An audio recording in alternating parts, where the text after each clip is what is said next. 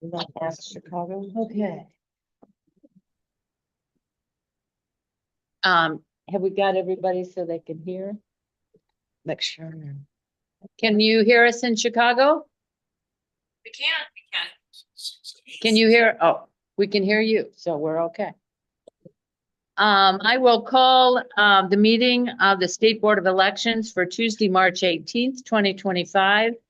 It is 10:01, and will we all rise, please, for the saying of the national anthem? Pledge of Allegiance. Pledge of Allegiance. Or you can You can sing. Oh, yeah, great. I pledge allegiance to the flag of the United States of America and to the republic for which it stands, one nation, under God, indivisible, with liberty and justice for all.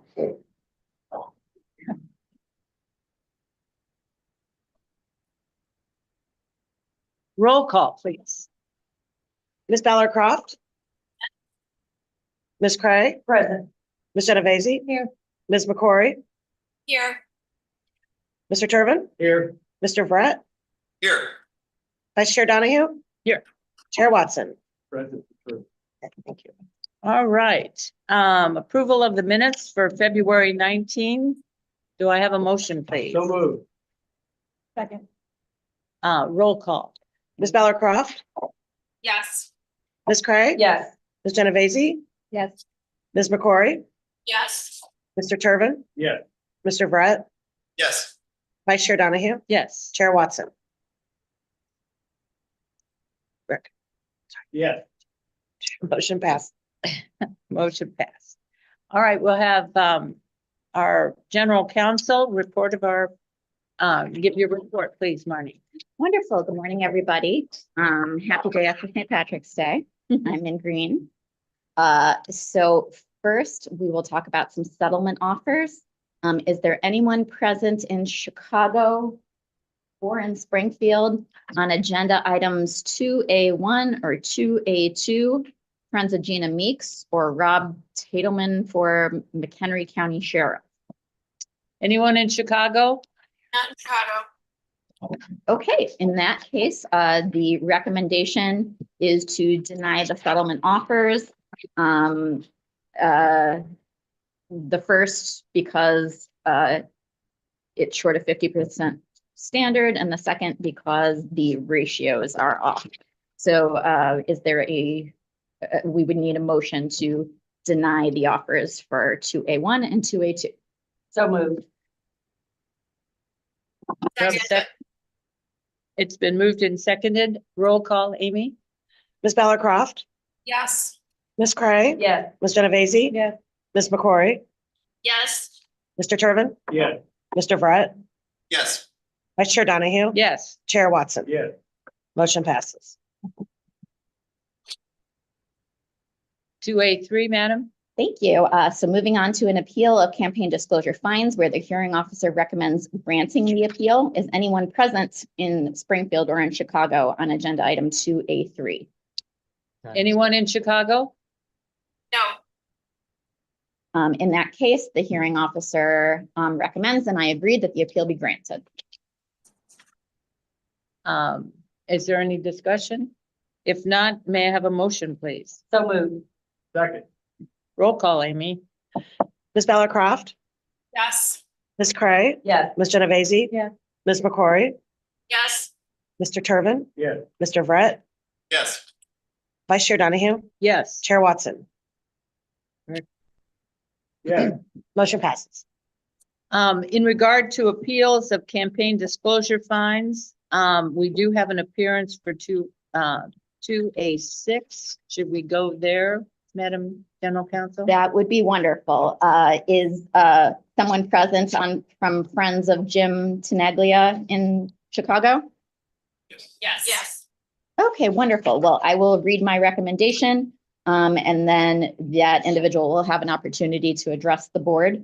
This is agenda item 2A6, number 24AS24.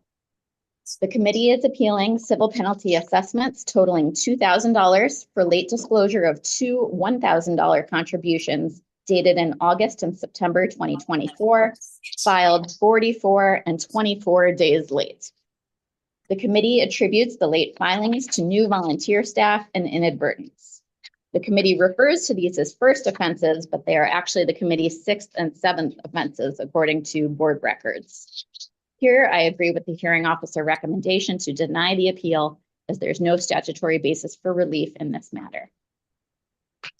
Mr. Taglia, would you like to speak? Yes, I appreciate the time to speak today. Sorry to interrupt you. You're gonna have to keep your voice very loud because we're gonna have to hear. Gotta be going that way? As well. No, you can stand right under that little green bar. Yes. That's the speaker right there. And Okay. spell your name for the record, please. Sure, it's T as in Tom, INAGLIA. Go ahead. Okay, I'm here today. I'm the candidate running for mayor in Arlington Heights, and we did receive donations of $1,000 each. The bad news is that my bookkeeping gal, Mary Ann, was going through breast cancer surgery, chemotherapy and radiation all through the winter. And this was an oversight. I recognize that it is my responsibility completely. I did not know that this was happening, and it was late. It was filed properly at the end of the quarter as it was, she thought it was supposed to be. And unfortunately, I'm here today. It's going to make a massive impact on our campaign if this is held true. And if there's any form of understanding, I'd certainly appreciate it. Is there discussion or any questions? I have, Madam Yes. Vice Chair, I have a question. Are you currently continuing with your campaign? Yes, the election is in 2 weeks, Right. 2 weeks from today. Right. And in Arlington Heights, the max we can accept is $1,000. We have a maximum of 1,000 from a corporation or entity and 500 from an individual. So this will make a pretty nasty dent. And I can tell you, I'm being completely straightforward. This is going to affect the fourth quarter too, because there are a few checks in the fourth quarter. This is for third quarter. And we got the message that this was a violation after the fourth quarter was already filed. So I'm going to end up being in front of you again for a couple of these in the fourth quarter. It's horrible. And I know that, and I can only apologize. This was not intentional. It's just an oversight, and it is what it is. I'll accept whatever penalties. The 1,000 is pretty extreme, but whatever, I understand. Marnie, may I ask you a couple of questions, please? Of course. Yes. Number one, should we consolidate these? So it sounds like these are subsequent violations that have not yet been processed. I'm confirming this right now with our Director of Campaign Disclosure, Tom Newman. Yeah. That's correct. So we don't yet know the amounts of those penalties. I think what we could do here is deny this appeal today. However, when the other fines are assessed, perhaps the committee could make a settlement offer to handle all of the fines at once, and we can try and reach some sort of equitable solution here. That to me makes sense. Go ahead. I was gonna ask, is it possible to continue it for a later date? Do we ever do that in our process? I prefer not to. The appeal will be denied no matter what. The settlement process is separate, unless, of course, the board sees some reason to grant the appeal here. So normally we handle the settlement offer separately, and I don't really see a particular reason to delay the denial of the appeal in this case. Can I ask one more question, please, Marnie? Yes, Last go ahead. question. Will this have any impact on the election as it stands right now if we deny the appeal today, but we kind of wait to see what the other violations look like when they come in front of us? No, this committee is not on the ballot forfeiture list, so this is not an issue at all. Okay. You just asked the question. Oh, She asked the question that I was going to. Oh, okay. and I have a question. Yeah. How long do they have? I don't know if there's a time frame on to submit a settlement for this case that's denied versus and waiting for the other one. There is no time limit on settlement offers. Sometimes people wait years. I'd rather they don't, but sometimes they do. Marnie, I would ask, does do we have the ability to hold this so they're all together, but not compound the fine?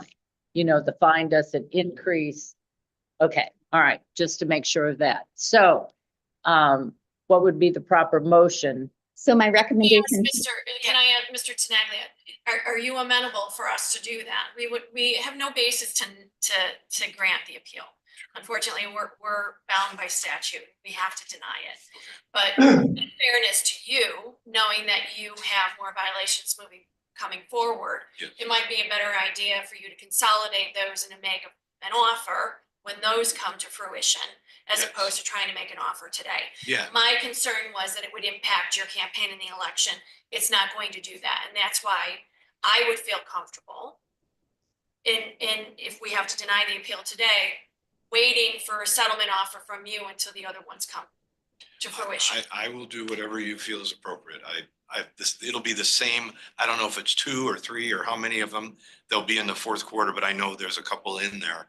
We just didn't know that we're under this. Yeah. Right. Understood, okay. Um, I would make a motion to accept the recommendation of the general counsel and deny the appeal. I second. It's been moved and seconded, in regard to 2A6. Amy, roll call, please. Ms. Ballard Croft, Yes. Ms. Craig. Yes. Ms. Genovese. Yes. Ms. McCrory, Yes. Mr. Turbin, Yeah. Mr. Brett, Yes. Vice Chair Donahue, Yes. Chair Watson. Yeah. Motion passes. I have a question for Marty before we move on. Yes. The- Mr. Brett? Yes, thank you. When would the order be entered on this denial? Is that to member McCrory's concerns, I would be hesitant if something that we did made it look like we were putting our thumb on the scale in an election one way or the other. no, that's not the case. The ballot forfeiture deadline, long passed, and this will not affect it in any way. So may I ask, what will happen next? So right now, we've denied the appeal. Yes, When the next violations come to fruition, yes, you will come back in front of us again, and we'll talk and about, then we will talk about a settlement offer. okay, thank you very much. Do they have to ask for it or anything? Ask for it when that comes. Yeah, they will have to ask for a settlement offer, so I would recommend that the committee reach out to the Division of Campaign Disclosure about how to go through that settlement process once all of the fines have been assessed and we know how much they are. Thank you. Do you understand that, Mr. Taglia? Yes, I understand. I'll be receiving something in the mail that I'll have to follow up on, and we'll be back here again. Yeah, the new set of fines. The new set of fines, right? Okay. All right, thank you. Thank you. All right, Madam General Counsel, there are no other appearances in this category, so if you want to take them, how would you like to take them? Let me very quickly verify, is anyone present in Chicago on agenda item 2A, 4, 5, 7, 8, 9, or 10? No?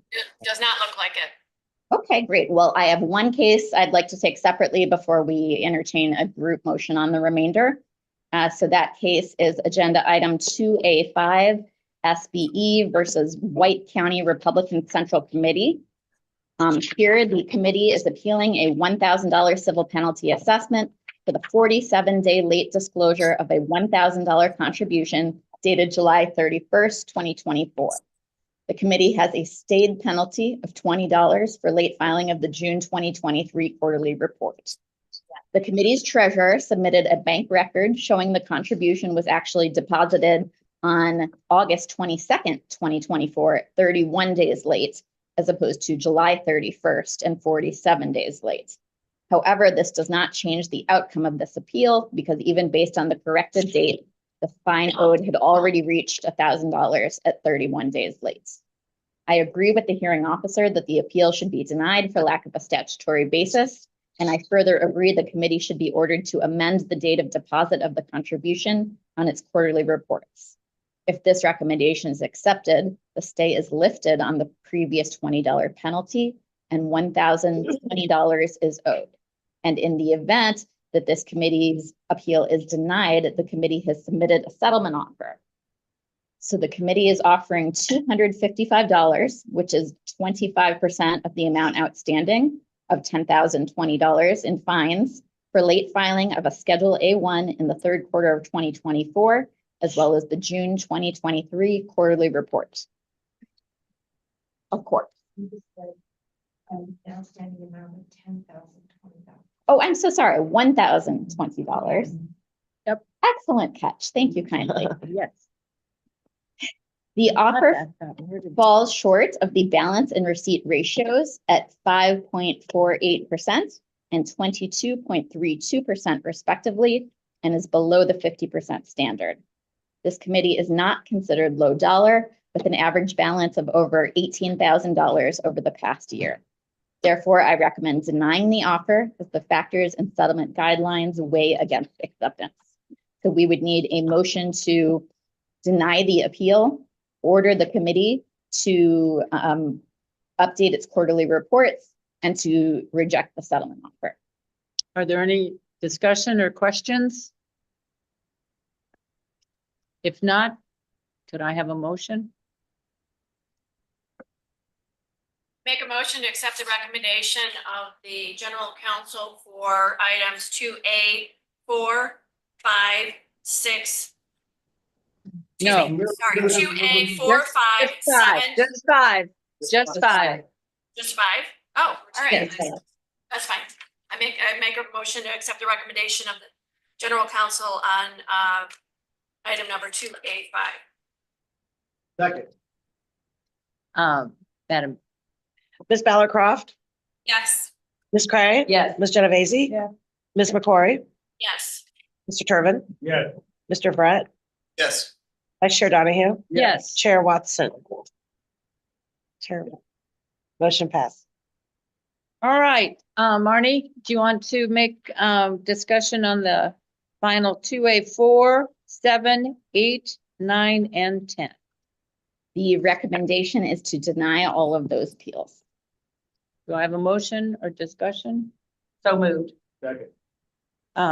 Amy, roll call, please. Ms. Ballarcroft, Yes. Ms. Cray? Yes. Ms. Genovese? Yes. Ms. McCrory? Yes. Mr. Turbin? Yes. Mr. Brett? Recuse? Vice Chair Donahue? Yes, Chair Watson? Yeah. Motion passes. Marnie, Next. continue. Next, we have a complaint following public hearing. It's agenda item 2A11, Katsenis versus Casper and Gorman, 23 CD 41. We did have a message this morning from Attorney Condon, who is representing the complainant and who was stuck in traffic. No, Has he's he- here. He's here. Oh, okay, excellent. All right, well, I guess we can go ahead and call the case. And is someone present on behalf of respondent as well? Yes, Scott Casper. Excellent, and I believe Ms. Gorman said she might also attend. Yes, I have Liz Gorman, Scott Casper, and And Mr. Condon. Condon? don't have him down. No. So, go ahead. Well, he'll introduce himself when he has the opportunity to speak because I do not know how to spell his last name. All right. I'll ask. So I am going to read my recommendation. After that, the complainant will have the opportunity to address the board, followed by the respondent. This is a little bit of a long one, so hang in there with me. Complainant Katsenis is the Republican Township Committee person for Orland Township and runs a political party committee called the Republican Organization of Orland Township. The complaint alleges violations of section 9-1.8C, 9-2C, and 9-9.5 of the election code, and specifically that on March 23rd, 2023, the respondents unlawfully reactivated and then maintained a formally closed political party committee, also named the Republican Organization of Orland Township, although neither respondent is the township committee person. Respondents committee then used the name Republican Organization of Orland Township as part of attribution of source language on a sample ballot it circulated prior to the 2023 consolidated election. The board found these claims were filed on justifiable grounds and referred them to public hearing. To distinguish between the two committees with the same names, I will call Complainants Committee, run by the Township Committee person, Route 39301, just as the hearing officer did. And I will call the Respondents Committee, Route 22715. At the public hearing, the complainant argued that respondents were prohibited from reactivating Route 22715 because neither was an officer of that committee at the time it closed, neither served as Township Committee person at the time of reactivation, and a proper political party committee for the Republican Party Township of Orland Park was already actively operating. Complainant further argues respondents improperly maintained the committee by raising and spending money as a political party committee run by someone other than the authorized Township Committee person, causing potential voter confusion. Mr. Casper, who is an attorney representing himself, and Ms. Gorman admitted they are not officers, or were not officers of Route 22715 at the time the committee closed. They say that members of the community had reached out to them about who to vote for in the 2023 consolidated election, which is why they circulated a sample ballot showing their recommendations. Ms. Gorman said she did not realize Route 22715 had been closed and called our board staff about reopening it and was advised there was no prohibition against two committees having the same name, which is true. Respondents also said their sample ballot did not cause confusion as it contained Ms. Gorman's photo and indicated she was retired and not currently serving in an elected position.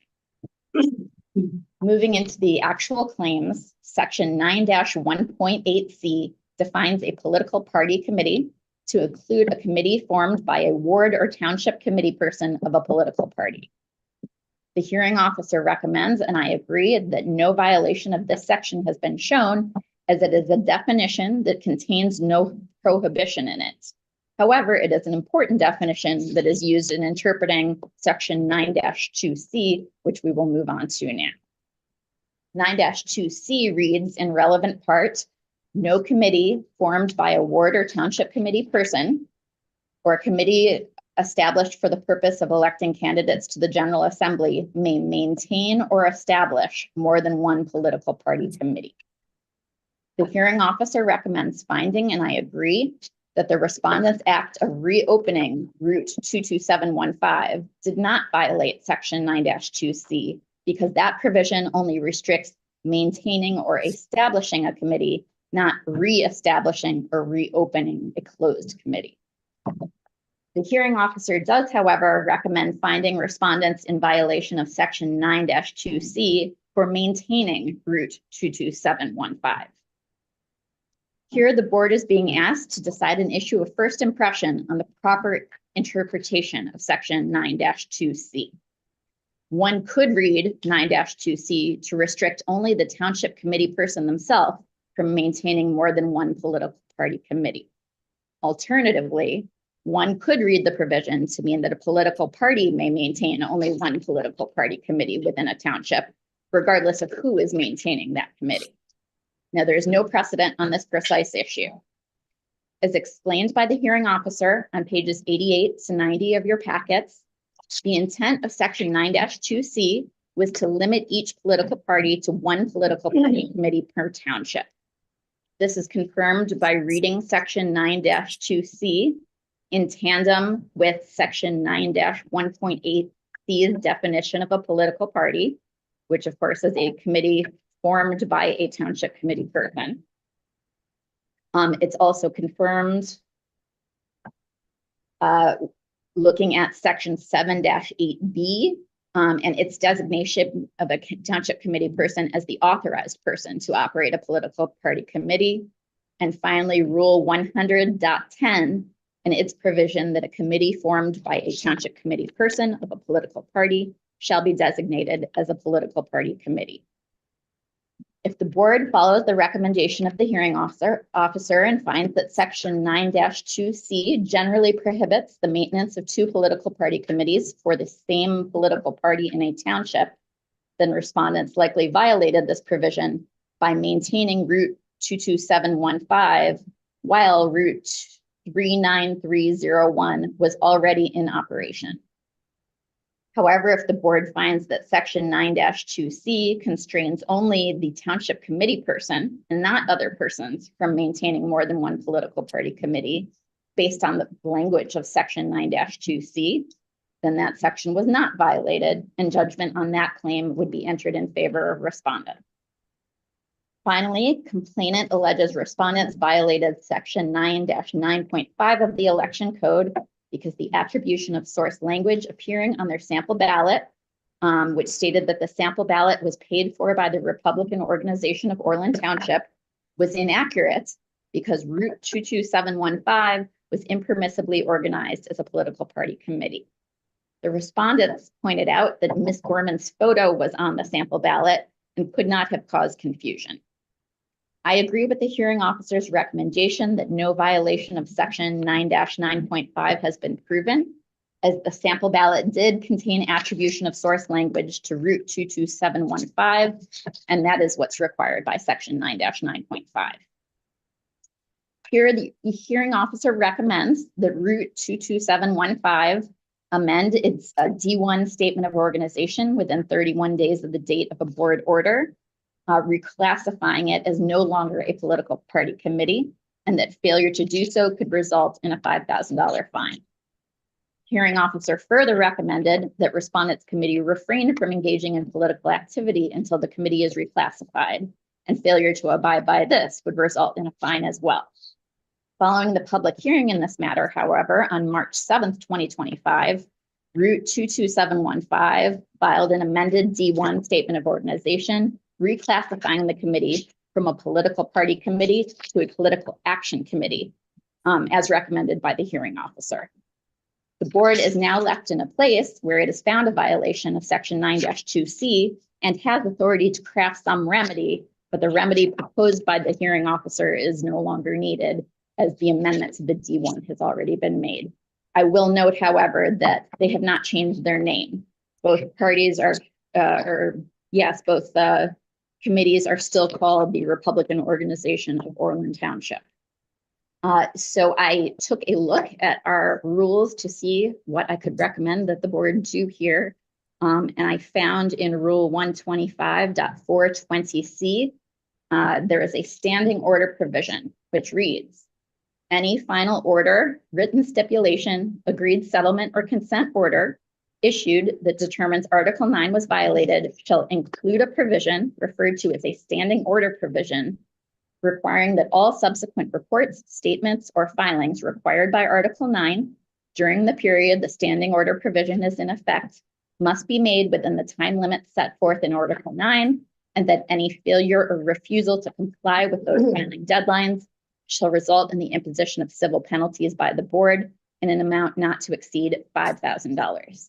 And the period of that standing order would be 12 months. So essentially, if the board were to make this order, if the committee files anything late within the next year, it will be fined more than just the normal fine amount, in an amount up to $5,000 in excess of whatever fine has been given. So that would be some consequence for them having violated section 9-2C. So I realize this is a lot to take in, but in sum, the only violation that was found as to section 9-2C for maintaining Route 22715. And if the chair thinks that the vice chair believes it's appropriate, we can turn this over to the parties to make their arguments. Yes, and who should we hear from first? From the complainant. All right. Could you please stand under the green light and state your name? That one down there. And if needed, spell. Thank you. No, You Steve. see me that way? Yep, we can see you and hear you. State your name and spell it for, Thomas J. Condon Jr., C-O-N-D-O-N. And I have an appearance for the firm Montana Welch. I filled it out. I first want to address, and I'll follow in the order by which this order goes.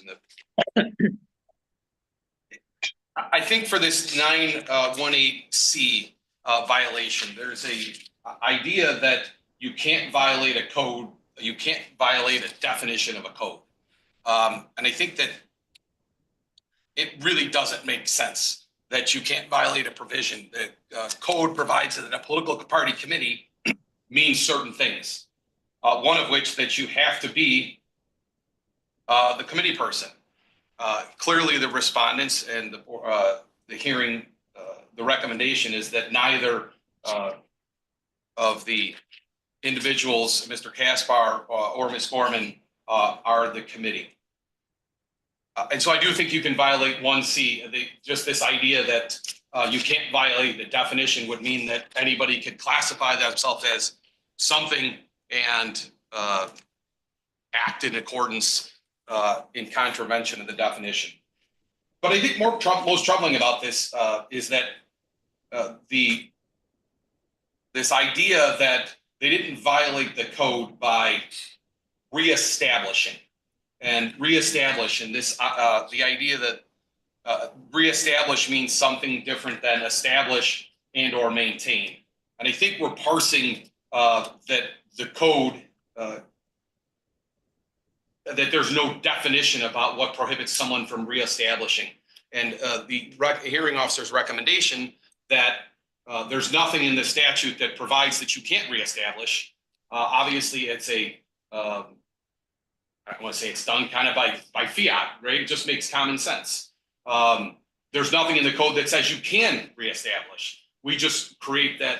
Actually, I don't know why it's created, and I would speculate as to why a closed committee can be reestablished because, you know, just the definition.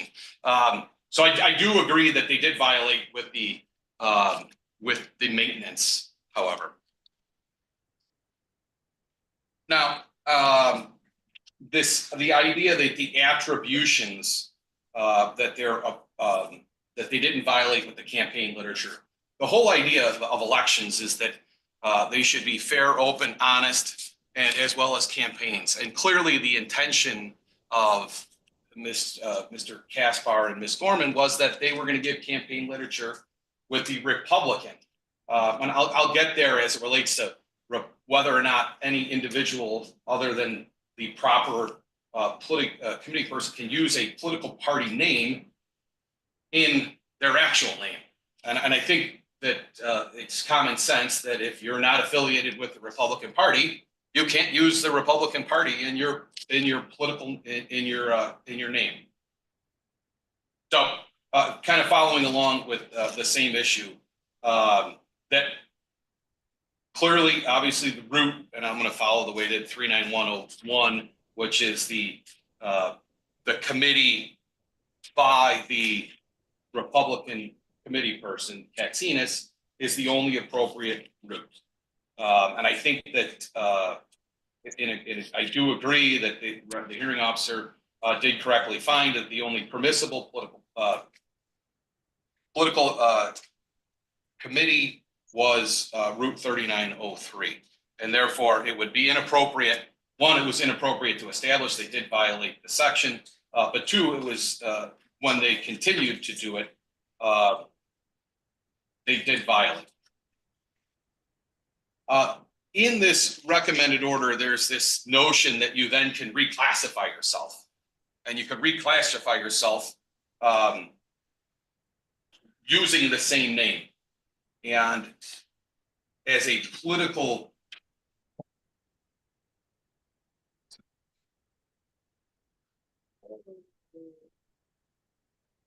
I apologize. Can I grab the date that they reclassified themselves?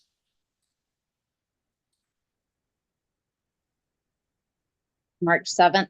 On March 7th, when they reclassified themselves, thank you. When they reclassified themselves, the mere fact that they now just call themselves a political action committee. Now, there's other problems with now you have two people using the same names. And it, again, is common sense that in their name, Republican Organization of Orland Township, they're now using a political party committee name. And obviously, I mean, it seems like that's,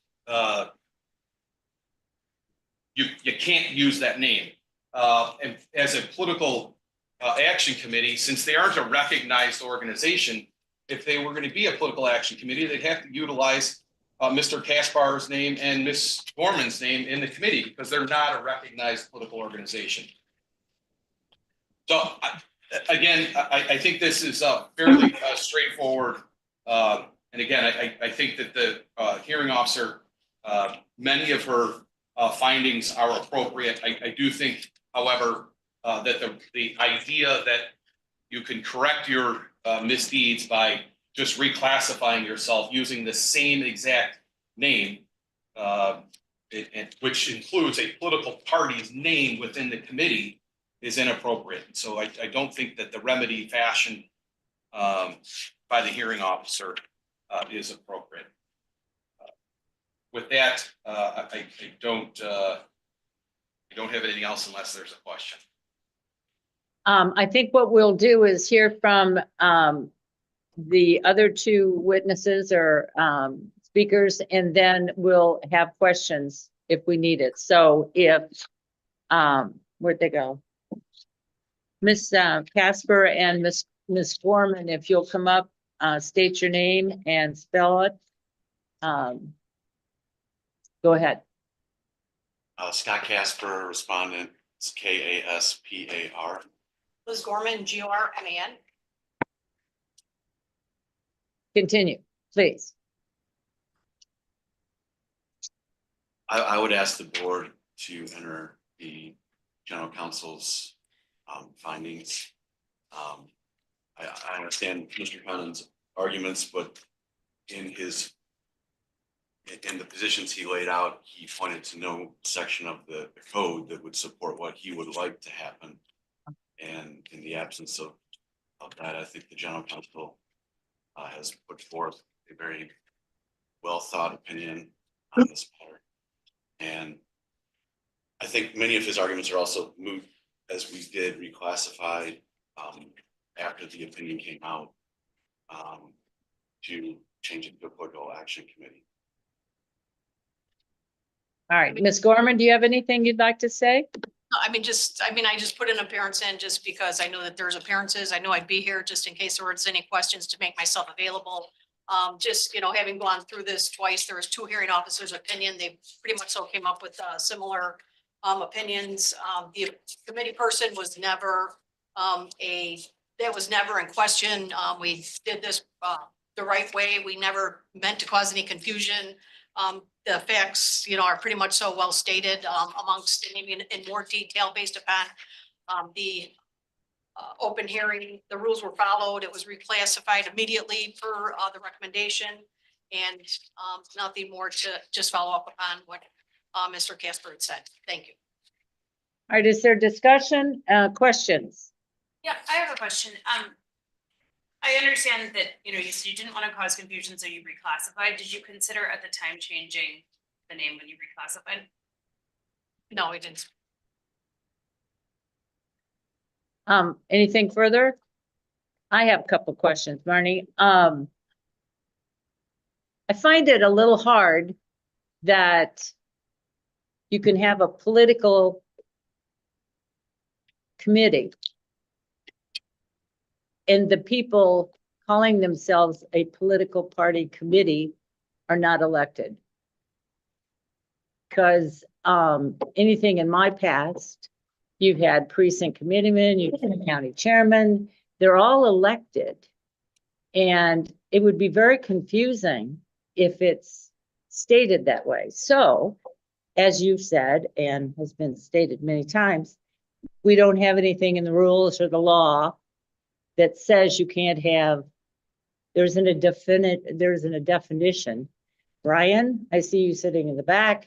We need to deal with this somehow, get it clarified, because it's just inconceivable. I mean, anybody in this room could say, oh, I'm the independent party of Adams County, and you're not.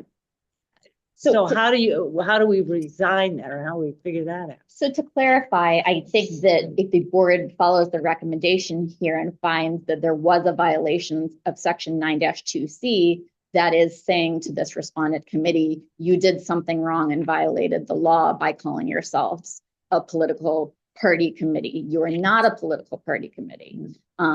They're a PAC, which is why they've reestablished themselves as a PAC. That having been said, I would love for there to be a rule saying that two committees cannot have the same name.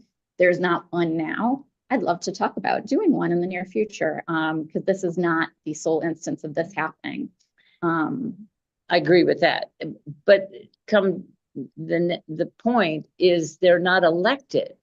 They're Right. not, they can't use, they're not a Republican or a Democrat or whatever of a committee. Remember- Marty, answer this question that she's asking you right now, please. Do they have to be elected to be called the committee? They have to be elected to be a political party committee. Thank you. Okay, all right, so we've got that. All right, thank you, Rick. Thank, I just want to jump on what Vice Chairman Donahue said. That's the first thing I put is talk to Brian. and there Because I would like some more plain language because Mr. Condon, I have to agree with you. So many times, and I think Tom Newman can back me up on this, so many times in the election code, it doesn't say you can and it doesn't say you can't. So I was always told, Tom, back me up, it depends on whose litigant you want to be. Right? Doesn't say you can, it doesn't say you can't. So I think that we need to look at whether we're reopening, reestablishing, maintaining, whatever those, whatever those trigger words are. I think we need a little bit more plain language. And I would like to see even a step further of not having the same two names. I think I don't care what your classification is. I don't like having Adams County Republican, Adams County Republican, Adams County Republican. I don't like that. I don't think any So, party would like. So yeah, if Mr. Turbin is on board, we will add that to our list. Brian will add that to our list. Thank you. I would continue, they're reclassified as a PAC. So I think we agree on the first part. All right, so to resolve this and to go on, what should the motion read, basically? So the motion would be that no violations of sections 9-1.8C or 9-9.5C have been proven. However, respondents violated section 9-2C. And as a result, they should be ordered under Rule 125.420C to have a standing order provision for a 12-month period, providing that all subsequent reports, statements, or filings required by Article 9 for the next 12 months must be made within the time limit set forth in Article 9, and failure or refusal to comply with those filing deadlines shall result in the imposition of civil penalties by the board in an amount not to exceed $5,000. I have a question. So that was not in the original recommendation, correct? That's That's they've already correct. done what they're supposed to do Yes. under the original. Correct. Order. Well, yeah, they've already done, exactly. So I was kind of left in a position where I had to come up with something that we could have them do in light of the fact that the hearing officer's recommendation. We have to, or we? it's No, just- I mean, I do think our rule, if you take a look at Rule 125.420C, I do think it says that when there is a violation, we ought to be entering such a standing order. So I do think it's the right thing to do in this instance. And I also just don't think it's a good idea to not have any consequence whatsoever to this, to these individuals running this committee, given their very serious violation of Section 9-2C. And could the hearing officer have recommended this, or is that just under the board's purview? The hearing officer could have recommended it, They did. He recommended and they did it. but yeah, I mean, the hearing officer had many recommendations that were very good recommendation. It's just the subsequent event has, rendered those unneeded.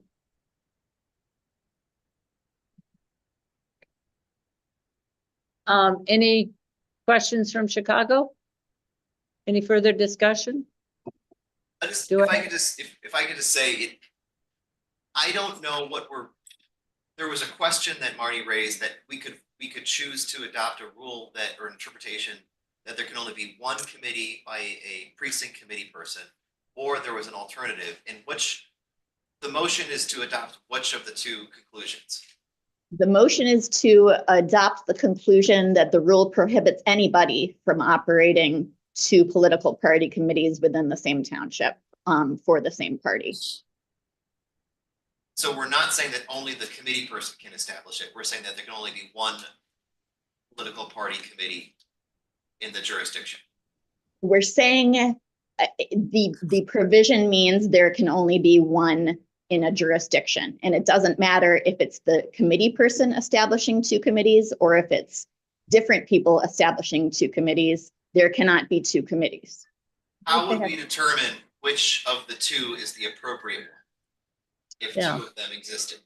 So normally, if you look at the plain language of a statute, which is 9.2C, let me pull it up very quickly. It reads in relevant part.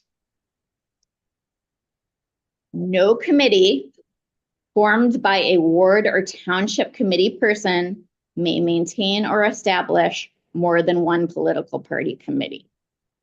So this could be viewed based on plain language as restricting only one person, and that person is the township committee person, saying that that one township committee person cannot open more than one. The elected. The elected See, that's person the can only operative open word one. to me, Jack, is that only an elected person can open a committee and it can only have one, it can only be one name. I mean, However, if we were to adopt that plain language interpretation to say that it is only restricting the township committee person, then that would mean that what the respondents have done here does not violate that section because they are not the ward committee, the township Not committee elected. person. So here they're, by looking at other portions of the statute and our rules, there is so much clarity about the fact that someone other than a township committee person should not be maintaining any political party committee, such that I agree with the hearing officer. This does seem to be the right interpretation. It seems that the legislature did not want any township to have more than one political party committee for an individual party. Does that make sense, Jack? Member Brett? It makes sense. I think I have latent concerns of from the First Amendment of telling people what they can name their committees. And that's what makes me uncomfortable. That there should be allowed, that two people should be allowed, in my opinion, to have citizens for a Greener Woodstock, Illinois. There should be two of them. And if two people have different ideas and if they come up with the same name, then let the democratic process sort the two of them out. Certainly if two people are running for office and they have the same last name, you can have Friends for Smith versus Friends for Smith. And as confusing as that can be, one of the Smiths is going to win the election, I suppose. But this makes me uncomfortable. That's all. That we would weigh into what committees can be called and. but so I don't suppose- think, Go ahead. I would argue to that, Jack, it's not what it can be called as much as it is that you can't have somebody calling a committee for a party in a specific jurisdiction. Because that's where, I mean, you could have some, I don't want to be,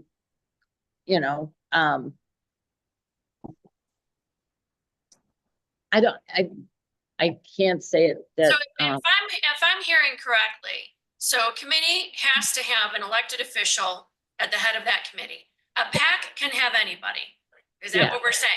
And I Yeah. don't see any confusion.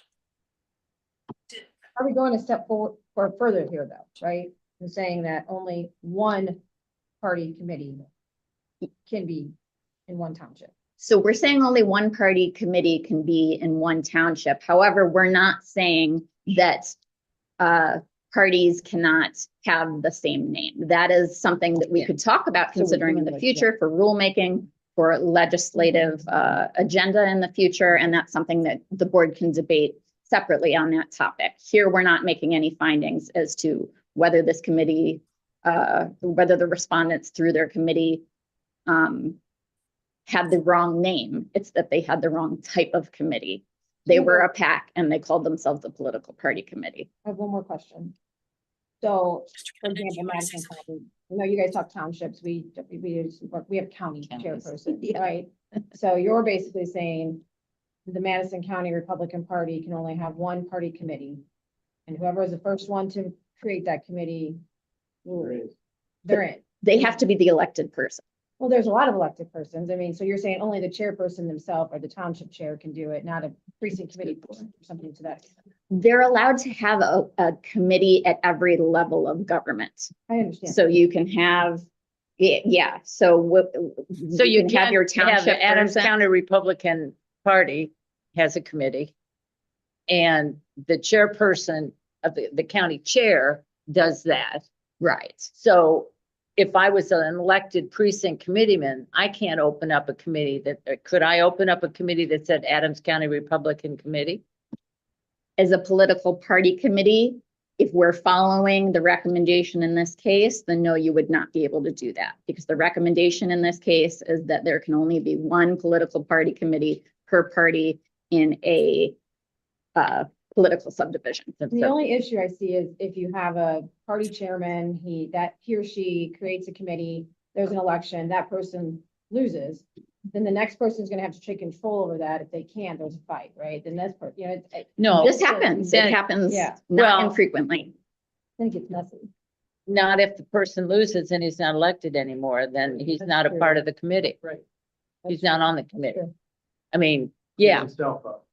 That's true. I Do mean, the those chairman disputes of happen? whatever entity, I don't have restrictions right now. I wouldn't. Sure. I think this is an issue that exists, but I don't think it's our issue here today. okay. And it's one that we can gladly talk about. I bet Director Newman would be really excited if we didn't have dueling committees, both claiming to have Yeah. authority. Doesn't sound like you've got a lot of them. Yeah. That are doing right now. Huh? This is the one that's on the plate. There's a handful Yeah. and they get really angry at each other, but that's not our case today. Jack, have you had your questions or your concerns? Well, it's hard for me to see that there's since that I hear lots of different discussion points and lots of different interpretations about what the rule should be. I'm not sure what the rule is. And so- I would like to give the opportunity, I think Attorney Condon had something to say maybe to that Yeah, point. So can you stand so that? I do think it's fairly, sort of a simple issue. That the idea that a political committee can only be, a political party committee can only be established by certain individuals. So you could never have, the issue in this case, you guys are talking about duplicating, not having a political party, ward committeeman or establishing multiple political party committees. That is an issue that you guys can address, but that's not the issue here. What you had is only one person that was eligible to do that, and that was Ms. Katsinas. Ms. Gorman, Mr. Kaspar did not have the ability to establish a political party committee or maintain. And we agree, I think everybody agrees with that. The issue that Ms. Katsinas and on behalf of Ms. Katsinas is that the remedy that you fashion then creates another problem. And it was not an issue necessarily that was addressed, but by allowing them to reclassify themselves with the same name, if, as you indicated, Citizens for XYZ, said those same people. Now, interestingly, like a political action committee, in the event, if they're not an established entity, they have to use people's names in their political committee. Now, that is not something that's enforced. You will not see it. The idea that, but that doesn't mean that it's not proper. Lots of people establish, Citizens for the Parks. Well, that's not an established, you could just call yourself whatever. And if you call yourself whatever and you're not established, someone could come before and make a complaint. The issue here is that they use, based upon the remedy that's fashioned, is that we said we're a political party committee. We go out, we use the same name, and you can't use Republican. You couldn't use Democrat. You could use, whether that issue, the issue here is because it's Republican. And the Republican, if you were to run for a new office and you were to establish as a new party, as many people do in suburban elections, you couldn't say Chicago Republicans and call yourself Chicago Republicans. You can't use a party name, a political party, an established political party in your name. And while there's no, you can look through and does the law prohibit it in all sections? Well, the law in 10 says that you couldn't create a party with the same name that uses any portion of an established political party name, You can use a town, you could do whatever, but otherwise you would have everybody going around. And the problem also that you have is, hypothetically, you could have somebody create, let's just say route. We could call it route 1, route 2, route 3, and you could go through. And then also, what would you do? You could go around all campaign finance laws because you can't limit it. You wouldn't be able to limit every single person. So hypothetically, if you could have the same name as both a political party committee and a campaign committee, you could have a person establish, one as a political party committee, one as a political action committee. And now you could raise twice from an individual because they're controlled by the same person. They got the same name. And essentially you could, so it just, I think this is where practicality needs to prevail. And the remedy, like I said, there is a violation. We admit that everybody says that there's a violation at 1C, that they can't maintain it. We do believe by establishing it, but the remedy to say that now just by reclassifying, that somehow corrects it. And that was not something addressed at the hearing. And I just feel if the board then makes this determination, we could be back. Says, all right, well, here's your violation, here's your remedy, you reclassified yourself. I think we could be back as another complaint to say now it does violate because you have Republican in the name. Sorry, thank you. I hope I didn't make that as clear as mud. Yeah. Madam General Counsel. So if I may, just a couple of points to make, and I completely understand the complainant's argument as to why Republican should not be in the name in this instance. However, let's say the vice chair wanted to open a PAC called the I Love Republicans PAC. I don't think anyone would think that that is the official Republican Party. I think they would just think it's, a person who runs a PAC that loves Republicans. So I don't think a per se rule really makes sense that nobody can use the word Republican. No, that's not. Nor is there such a rule in existence right now. That said, Section 9-23 does say that the board has some pretty wide latitude in fashioning relief here. I think that the committee should rename itself. I'm not recommending to you that you order it, but I think that they should. I just think we're back to the beginning, that we shouldn't have the authority right now to make people change names because it's not the rule. And if we want to do that, we should look at that legislatively. I just don't think we need to start doing that, randomly, personally. I think we would like that to be we would like that to happen, but we don't have the authority to do that. Mr. Jervin? What I think is this, I think we need to vote on what you have for this position only and leave these out until we find the proper procedures to rectify what needs to be rectified. And if something comes to the board, it's going to come to the board. I agree. Thank you, Mr. Turbin. All right, do I have a motion? Second. The motion is to adopt the recommendation of the general counsel. Yeah. Thank you. It has been moved and seconded. Amy, roll call, please. Ms. Ballard Croft, Yes. Ms. Craig. Yes. Ms. Genovese, Yes. Ms. McCrory, Abstain. Mr. Turbin, Yes. Mr. Brett, Yes. Vice Chair Donahue, Yes, Chair Watson. Yes. Motion passes. all right. Anything more, Madam General Counsel? We can move now into other campaign disclosure items. Agenda item 2A12. We have a list of assessments needing board orders on page 163 to 166 of your packets. And we do need a motion to enter those orders, please. Do I have a motion to accept the assessment orders on page 163 to 166? So moved. Do I have it's been moved and seconded. Amy, roll call, please. Ms. Bella Croft, Yes. Ms. Craig. Yes. Ms. Genovese. Yes. Ms. McCrory, Yes. Mr. Turbin, Yes. Mr. Brett, Yes. Vice Chair Donahue, Yes, Chair Watson. Yes. Motion passes. Moving into the next item, agenda item 2A13, random audits of political committees. There is a memo in your packet from Director of Campaign Disclosure, Tom Newman, regarding this. Under section 9-13C of the election code, every year, the board is required to randomly select up to 3% of committees to be audited. For the last several years, 3% has been the exact figure that the board has recommended.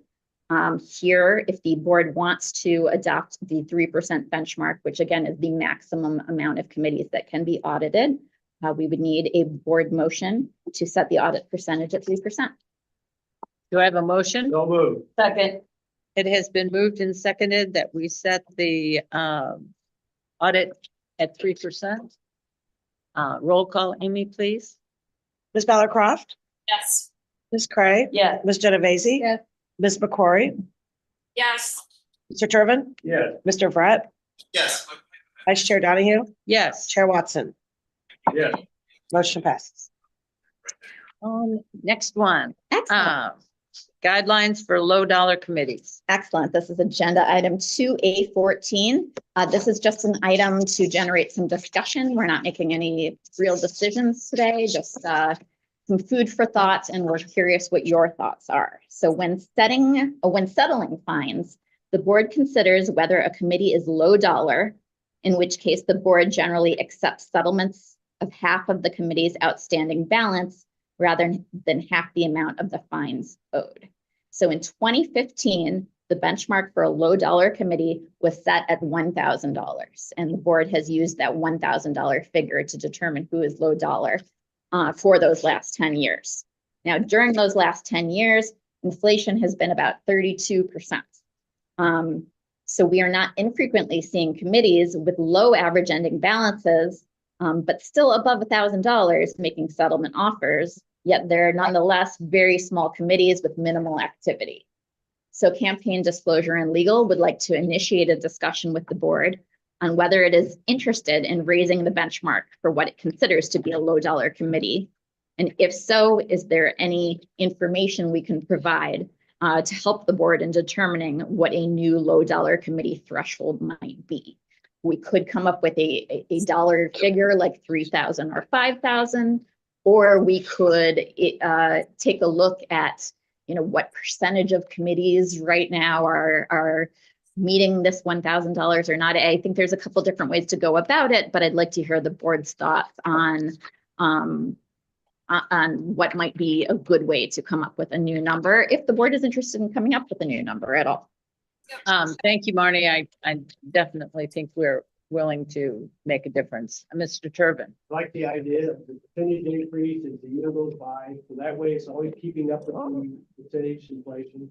And I think that's probably a good method. My question to you is, how many right now, percentage wise probably done, are low dollar and how many high? I don't know if we have that figure right now. I think that would change on, But that's something we can go in. So how many committees, let me write this down so it doesn't fall out of my head. How many committees are presently low dollar? now, I'm not sure that's the What's answer. average? Yeah, and what's the average? Oh, what's No. the average? Well, In those committees. Okay, I'm not sure that's what we need. It's just like, if you're gonna run, whether you're in in the city of Alton running for alderman and you're in the city of Chicago running for alderman, there's a big difference, but you're low dollar statewide. I think that we just need to, what we're looking at is setting 5,000. You're gonna spend that on an automatic race pretty much anywhere. So, Madam Chair. What is our limit right now to start a committee? If you raise or spend $5,000, right? So a lot of these that have 1,000, they either started their committee when they didn't need to, or they started with the 5,000 and are now down to 1,000. I think we need to look at 5,000 as at least the starting on the low end, because these people shouldn't have established a committee. If you've got $1,000, don't start a committee. Please don't start a committee. I mean, that's where it seems like we get into a lot of trouble. So I would like to look at maybe starting it at the low dollar at 5,000, just because that's what you're supposed to have to start a committee. Good point. Mr. Brett, did you have something to say? I was curious if we could get data that just shows what the full gamut is. I think that would be helpful. And then we could look at some standard deviations and figure out where we fall. And I think that would be a good way to say, all right, if the bottom 25% of committees, we'll call whatever that number is, low dollar. And then just use the data that we have. It's probably going to be higher than some people think is appropriate, but on balance, we get a lot of settlement offers from a lot of committees that fall within that gray area, and then we run up against these guidelines a lot. And I think giving us that room would be appropriate. I concur, I guess, and I don't know if you were throwing out just illustratively the 25%. I mean, I think there's some discussion, right, to be had on what percentage, but I do like the approach of let's look at kind of where everyone falls, and then what percentage of committees would we be willing to say that we want to try to aim towards that are considered low dollar. So I might support something under 25%, Sure. but I think that data would be helpful for me in reaching a conclusion. All right, is it fair to time-wise when we could get this information? We can have it for you in the next week or so. Oh, Okay, fine. so for next month, we can We'll have, some we'll data have to this, talk we'll about. put this we'll have the information, say within the next week or so, and then we'll be able to make some sort of maybe a decision on the next meeting. Does that sound right with Chicago? Okay. Here. Great. All well, right. I appreciate everyone's willingness to be open to this. Oh, At yeah. this point, $1,000 just is not what $1,000 was 10 years ago. All right. One more question, and this might be ambitious, but I mean, is there any history that could be provided on how the 1,000 was set? I don't know if that's documented anywhere, but to the extent, I would just make that request. To the extent that there's anything that would communicate how the 1,000 was set, that would be helpful as well. I can offer a little insight on that. Back when that $1,000 was set, it was really, there wasn't any particular reason for it. It was just kind of the general feeling of the board at the time that $1,000 sounded like a good level to be the low dollar. Okay, thank you. So there's nothing set in stone anywhere. Okay, thank you, John. All right, now, next is to go into executive session for closed preliminary hearings. One more quick thing I wanted to mention, agenda item 2A15 is a list of the nice gotcha. people who paid their fine. So I like to acknowledge them every month. In addition, before we go into closed session, I'd just like to make sure there are parties here on the various cases, because if parties haven't appeared, we could consider dismissal for want of prosecution. All right. So I believe we do have appearances on file in 2A16, Ballack versus Homer Township Republican. Are there Is individuals Mr. Ballack present in Chicago? In Chicago?